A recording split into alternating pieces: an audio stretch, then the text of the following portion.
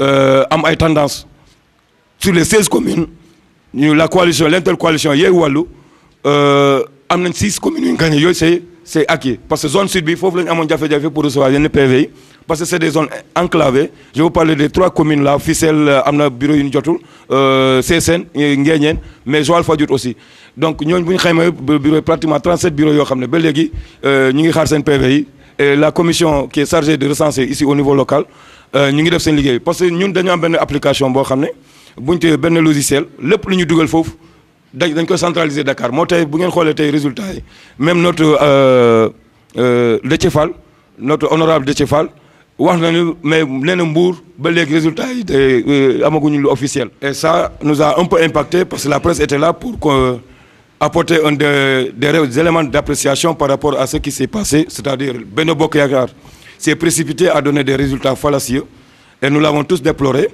parce que quand on est dans une compétition électorale, les règles du jeu voudraient vraiment que chacun puisse respecter ce qui est sorti des urnes. Maintenant, il y a des constats qu'on a eu à faire à Joal-Fadiouth particulièrement parce que moi j'ai passé presque 4 heures de temps là-bas, de 13h à 17h j'étais là-bas pour me rendre la situation parce que des bus ont été interceptés à l'entrée de la commune.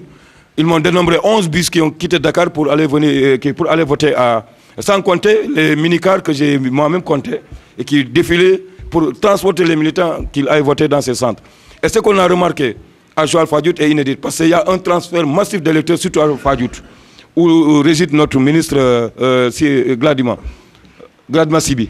Donc dans l'histoire politique, Joal a toujours eu le dessus sur Fadiouth. Mais cette fois-ci, c'est le contraire, d'après les chiffres estimatifs que nous avons en attendant d'exploiter les autres centres.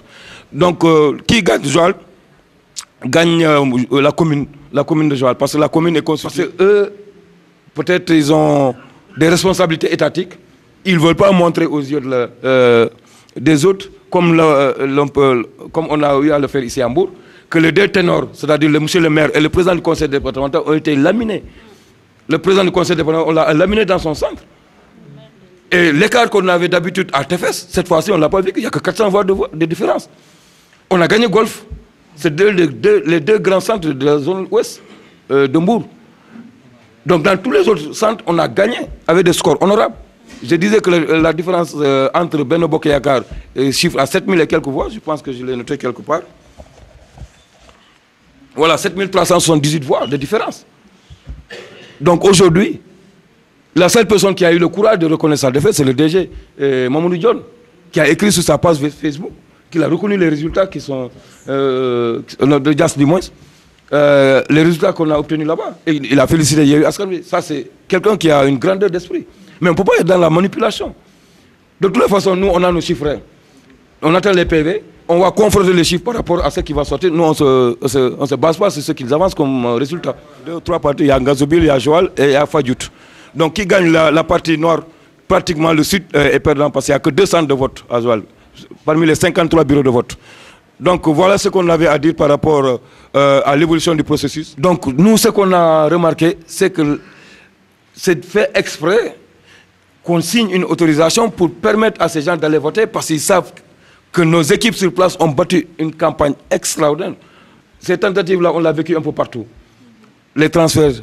Bon, amul ay transfert d'électeurs. Beneen aspect mooy aussi à Mbaling ici on l'a remarqué parce que Mbaling ñu fa nekk ci électeurs yi moo ëpp ñu fay dëkk.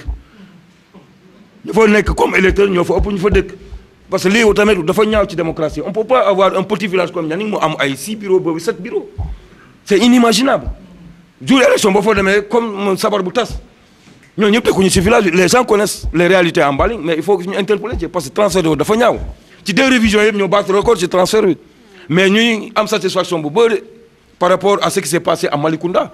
Parce que tendance yu ñu jotoon élection locale yi rawoon nañu presque 9000 voix mais cette fois-ci écart bi mu ngi wàññeeku baax parce qu'on a plus de 6000 voix foofu yu ñu amagum en attendant les autres PV ñuy génn. On soufflait le retard que peut-être ils sont en train de manipuler les chiffres et c'est l'explication qu'on peut ajouter parce que lu xew comme lu ma ko waxoon ils ont déjà fabriqué parce que déjà démb à 23h ils ont commencé à sortir dans les réseaux sociaux les différents résultats dans les communes. Et ce qu'on a remarqué, c'est qu'ils ont gonflé.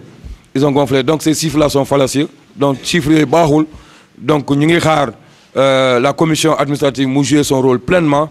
C'est-à-dire tëddee njaaxanaay xam ni Sénégalais ñoo voté que le vote là ne soit pas usurpé bu ñu fokkati vote jàmbur nit ñi askan bi parce que ñëpp ñoo doyal ci ñi c'est comme ni ñu ko waxee rek Macky deel na nañ ko suul donc loolu laa amoon ci kaddu bu may terminer le point de presse di leen jaajëfal seen teewaay di leen naan demee incha allah quand on aura les résultats on va exploiter les résultats de la commission départementale dañ ko exploiter par rapport à nos tableaux pour voir s'il y a une conformité bu amul conformité lu yoon wax ñu dox ci incha allah jërëjëf